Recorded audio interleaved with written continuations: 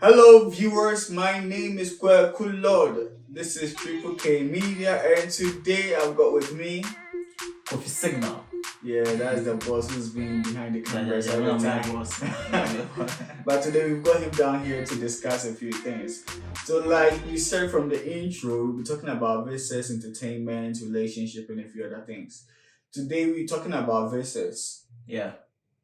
And we want to talk about all the type of visas that we have in the UK because we are based here at the moment. Later on, we'll move to US and Canada, but today we're just talking about the UK. Right. So we have a few types of visas that people want to know about. Can you just mention a few of them? Yeah. Well, the kind and types of visas that we have the temporary visas Yeah. that someone can come. Someone can get to come into the country to stay for just a little while. Yeah, before they can go back to their country. Mm-hmm. Yeah, we also have visas that you can get to come and settle here in the UK.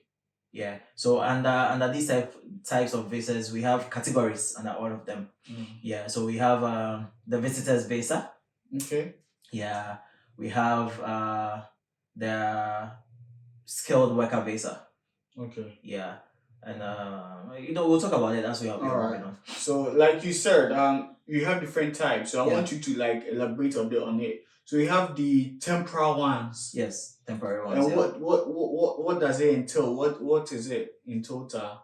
The temporary visas. As for that one, you cannot move into the country and settle. Okay, you are just You are just passing through. Okay. So it's either you are coming here for visits or for tourism purposes. Okay. Yes. So you can decide to come here to visit your family. Okay. Yeah, you can decide to come here for school. Mm-hmm. Yeah, that one we have its own visa category over there. That's a student's visa. Yeah. Yeah, but if you want to just come for vacation or come for tourism or come and do quick business and just go out, you could use a visitor's visa. Yeah. Okay, so now on the visitor's visa, what do you need to apply for a visitor's visa? It depends on the okay, fine. As a visitor, yeah. Because I know from back home, a lot of people want to apply for a visitor's visa, especially when you are bringing your parents in. When you want to invite a younger sibling to come to where you live, come and a few days on vacation, on holiday. Yeah. So people want to go in for a visitor's visa.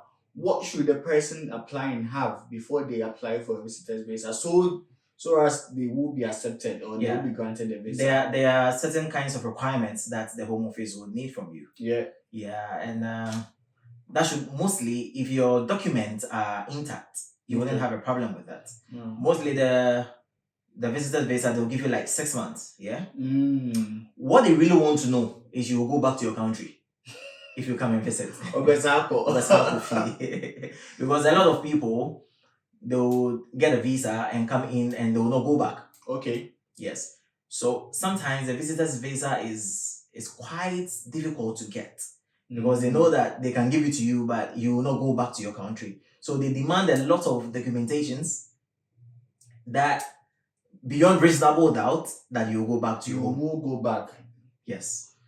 So they can, if you're married, yeah, they'll demand your marriage certificate. Okay. You need to have probably if you have children, you need to add their certificate, their birth certificates to it too, for them to know that at least you've left a child here that you would want to go back to go take care of. Come again, I don't. Yeah, you are married. Okay.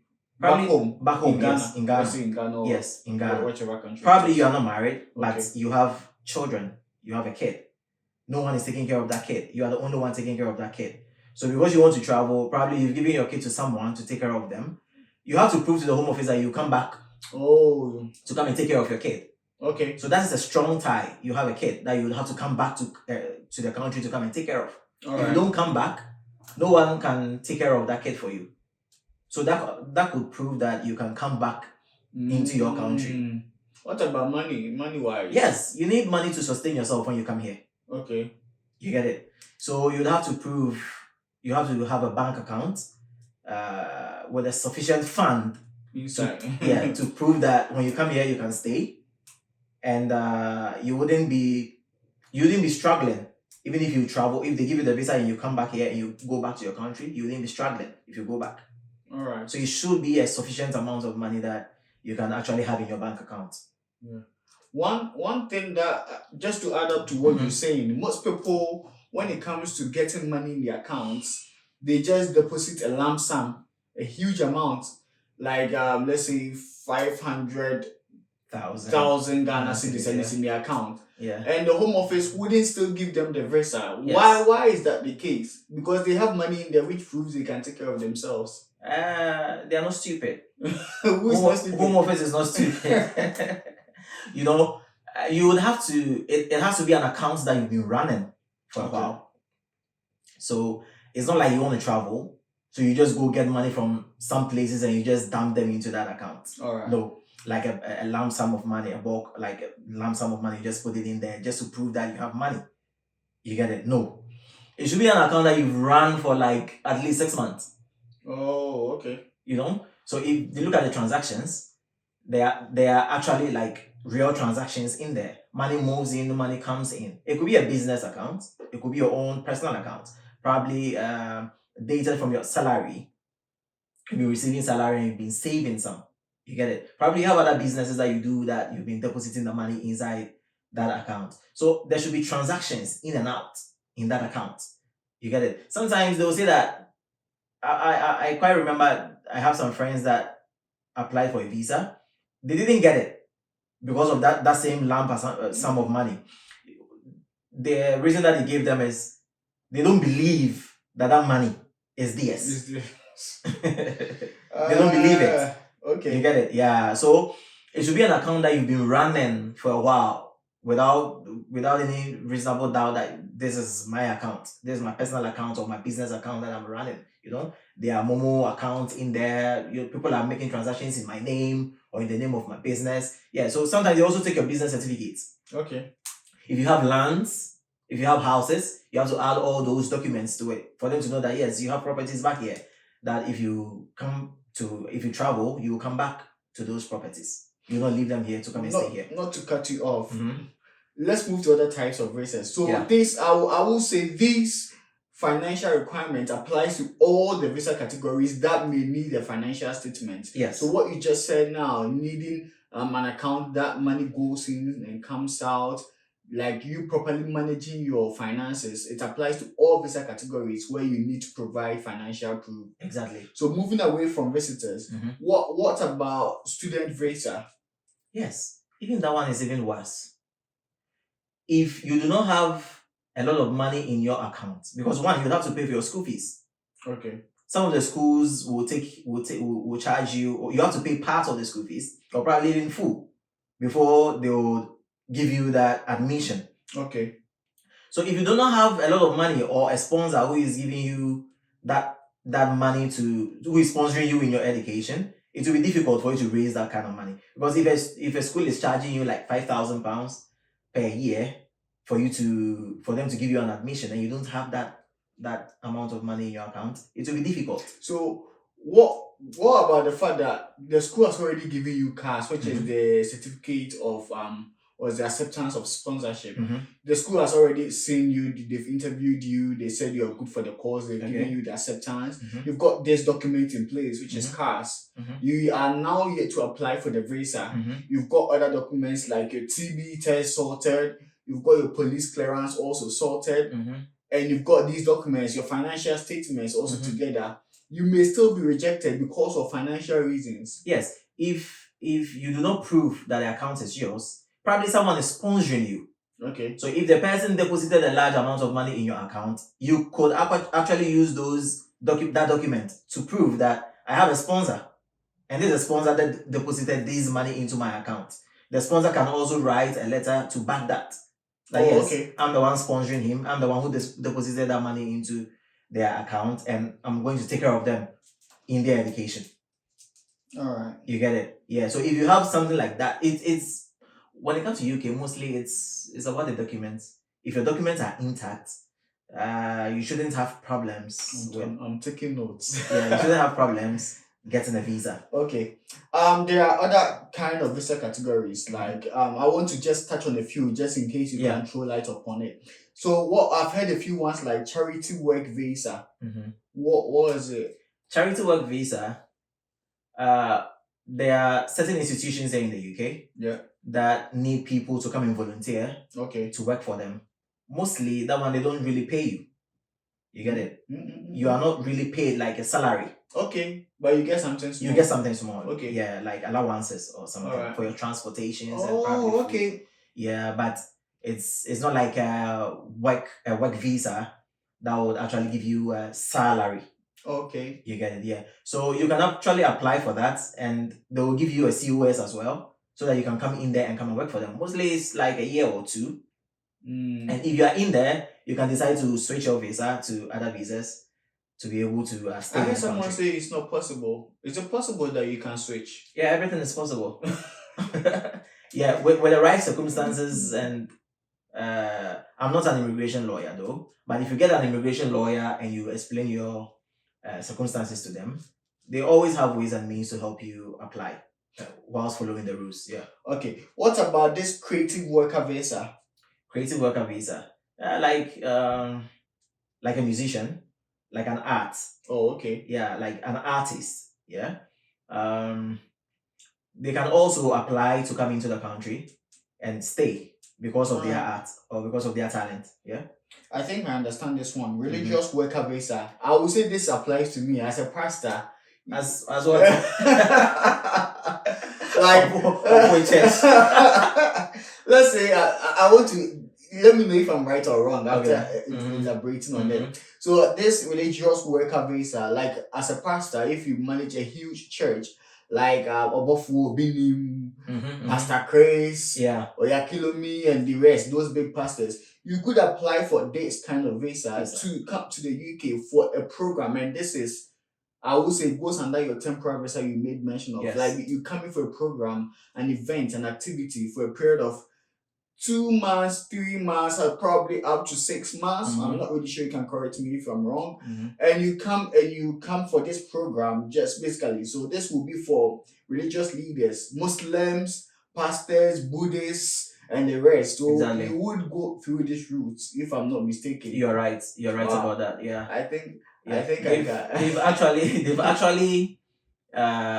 they actually have different categories for different kind of people and the reasons why you would want to come into the UK. So yes, this is for the religious people. They can apply through this route. What about asylum visa? Asylum. I don't know if we could do they don't have an actual visa, yeah. But then ways and me like let's say you just came in for a visit and you don't want to go back. So you can actually go and file for an asylum.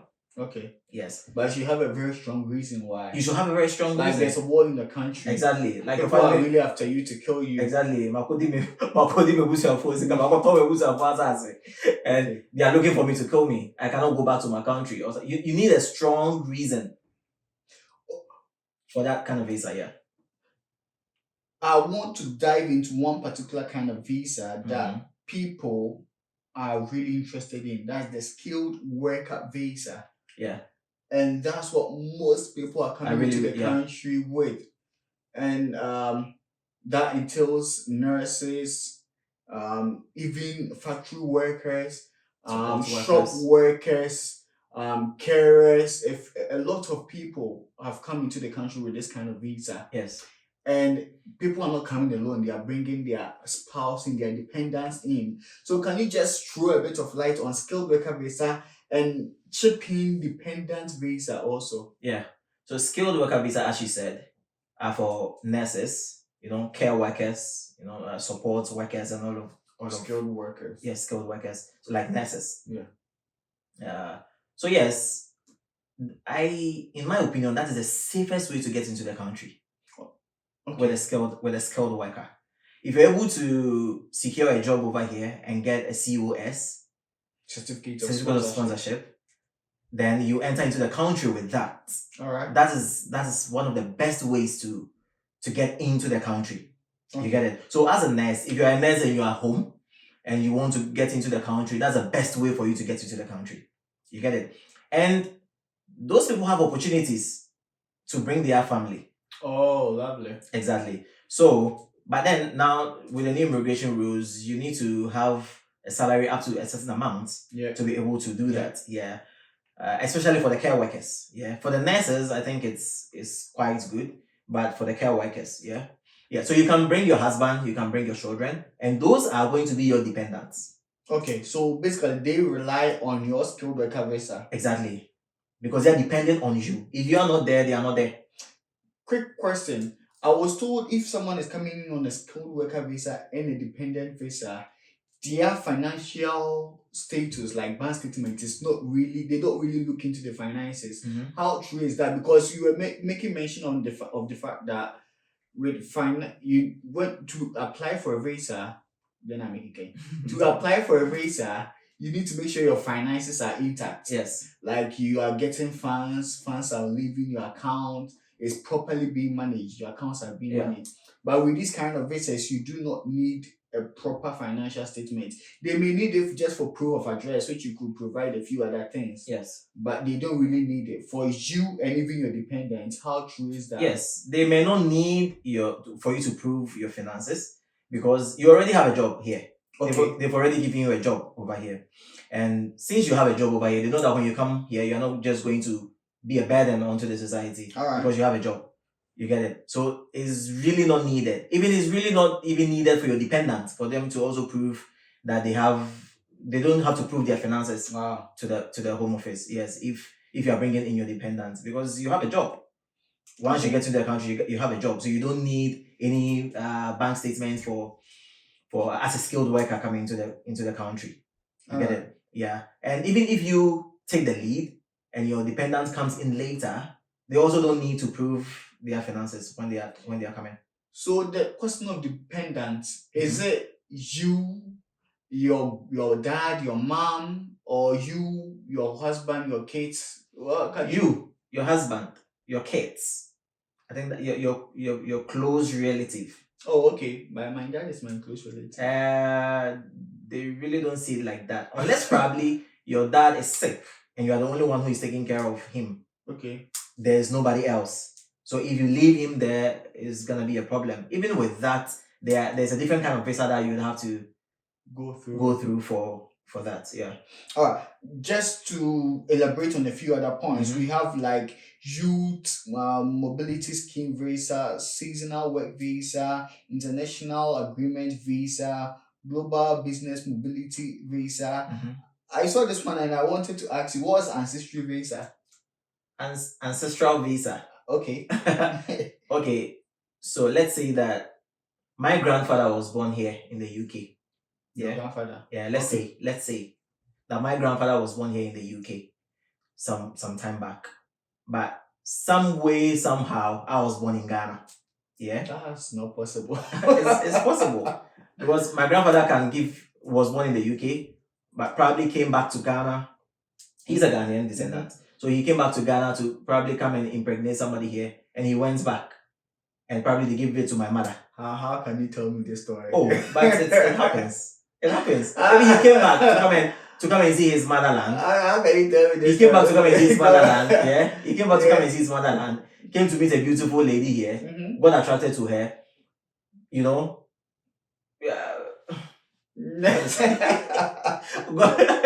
You know, probably they fall in love. Yeah, they fall in love and they gave birth to, let's say, my mother. You get it? And he went back to the UK. He didn't take my mother back to the UK, yeah? And my mother also came to give birth to me years later. You get it? So if I have that knowledge that my grandfather was born in the UK, is a citizen in the UK, I can apply for that ancestral visa. All right. Because my grandfather was born in the UK. But I think you should be able to prove beyond reasonable Yes, you should be able to prove. Yes. Mostly if you get their birth certificates, it will be good. And you have to be able to show the lineage between your granddad, your mom, yourself. Exactly. You need to be able to prove all of those things. But so far as he was born there, you have the chance to be able to apply for that visa to move to the UK. All to right. settle. Yeah. Before we cut the show, because this is just an introduction to the various types, later on we might dive into the details of how to apply for a visitor's visa. We will take them through the screen and the rest. But I have certain statements I would like to make, and I would like you to help me like make these statements. One is, no documents are too much. Like, no amount of documents is too much when it comes to applying for a visa. I remember one time I was going for a US visa and I saw someone with a caseload like this, a full pamphlet. And this had documents detailing everything. So there was literally no way they could reject this person. Like, they had details. If they are saying they are coming to see you, they have your details, everything about you, a written letter from you. If this financial, like the bank statement, they have details of incoming, outgoing transactions, where this money coming from, what companies are these, where, when let's say they are sending money, where is the money going? They have details, documents, letters, like leave no stone unturned. Make sure you get every document intact. What would you have to say about that? Like, get every document you can find. Look, don't say, oh, this one they might know there's nothing. To be on the safer side, that is what you have to do. Get every document that they have their requirements. If you look at their websites, they have the requirements that they are looking for. If you're able to get all those documents intact and get a supporting document and add it to it, that is fine. You will be on the safer side. Because sometimes if you're not able to provide all of those things, they will have to come back and write you an email asking you to provide other supporting documents for them to be able to make a decision on your application. You get it? So if you are able to provide all of those documents and also add even more to it, it will even ease their work in being able to make a decision on your application faster. All right. Yeah. Okay. Now, what's your take on travel agents? Connection man. What would you say about that? Because, like you are saying, is it possible for me to apply on my own, like apply for a visa on my own, or is it important that, or compulsory or necessary for me to always go through a travel agent? If you cannot read and write, okay, it's okay for you to go through a travel agent. All right. If you cannot read or write, but you want to travel, you have the money to travel, it's okay to go through a travel agent. But then, if you are literate, you can do everything yourself. Me, I didn't go through any travel agents before coming here. All right. A lot of people didn't go through them, but a lot of people also went through them. But then I wouldn't say it's bad. No, it's not bad. But some travel agents find ways and means to just deal people. You know? Okay. Yeah, there are certain things that doesn't really require a lot of money, but then they'll make it as if it costs so much, and they'll just be duping people and getting a large sums of money from people, which I think isn't really right. You get it? But then if you sit down, if you can read and write and understand, you can sit down in front of your PC, read the requirements that the embassy needs or the country needs, and just apply on your own. So yes, if you cannot read and write and you have no choice, you don't know what to do, you don't know who to turn to, then you can go through travel agencies. Or probably if you don't have time to be doing all of those things because probably you have a busy schedule, that is okay. You can let the travel agency help you. But sometimes it's also convenience. You get it? It takes certain pressure off your back. Only if they are genuine and they will really do a good job for you. That is okay. Because convenience is expensive. So if because of your convenience you want someone to help you to do that, that is totally okay. But most of these things, if you have your documents intact, you do not need anybody to help you do that. You can do that on your own. All right. Now the last thing. People are being refused visa. What would you say are some of the reasons why people are being refused when they apply for a visa? Like, they do not get a successful message. They get, unfortunately.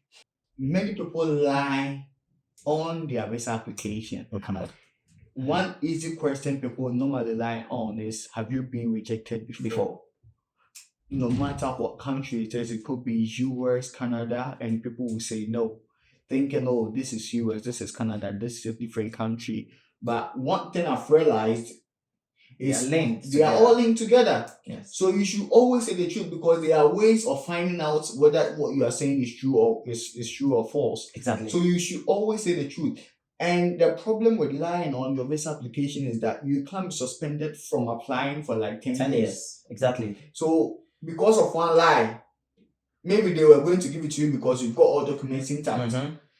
But just because of that, because of a lie, you may just be rejected, and they won't even review the whole thing. No. Just because you have lied, they'll just stop whatever review they have to do and just refuse you. Exactly, that's very true. And also bank statements. Mostly, a lot of people are rejected because of bank statements. Okay. Yes, especially the students and those who want to go for visits, because those are the ones that really need the bank statement, the proof of funds. Strong one. Yes. So if some of the banks, some of the agents that work for these people, they will use someone's bank statement and change just the name on it. Okay. And put your name over there as if it's your bank statement. Change just the name. Just the name. The funds, everything is there. Then they'll put your name on there, like the PDF file. They'll just edit it and put your name there, thinking that the embassy will not know, because they do their checks. They also do their checks. You get it? Bank statements is one of the reasons why people are rejected. And lots of people are rejected. Bank statements. Because they don't have the funds. So they need to find ways and means to get the funds.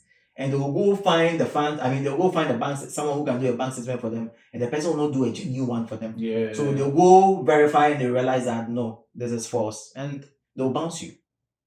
All right. Do you have anything to say before we cut this short? Because later on we will dive into it. I'll call you and we'll dive into it properly. So if you would want to come into the country, any country that you want, UK, US, Canada, I think you would have to go through all the visa types, and select the one that best suits you. Based on the reason why you want to go. You get it? Yeah. Based on the reason why you want to go, select the one that suits you and work towards it. If you look through the requirements and you think that you don't have certain documents, try and work towards it and get the documents before you start to apply. You get it? Yeah. But if you want to come into the UK, if you want to come and stay, not just a visa, not just to visit and go, if you want to come and stay. Okay. Coming here with a skilled worker visa is good. Or probably the spousal visa or the marriage is the best. That's the two visas that you can actually, it's actually easy for you to apply and get, for you to come and stay in the country legally without any problems. You marry a white man and come. You can marry a white man and come. But you need to prove, you need to prove that your marriage is real. You've been in communication. Probably they send you money. You need to show all those proof that they send you money. You get it? If you have chats dating back or emails, whatever, just print all of those things. If you have pictures, probably they've come here to visit you. Add all those pictures, because one, they want to know whether you two have met. Okay. That's also one requirement that they look. They want to know whether you two have met, and your marriage is going to continue, or your relationship is going to continue if you enter into the country. So you need to prove all of those things. All right. Yeah. Okay, viewers, as you've heard from my boss, Kofi Signal, these are the various types of visas you could apply for. And today is just an introduction. And we'll be out for now. Later on, we'll bring you details on how to apply. And for now, my name is Kwekulo. And I'm Kofi Signal. And this is Triple K Media. See you in the next section, all right?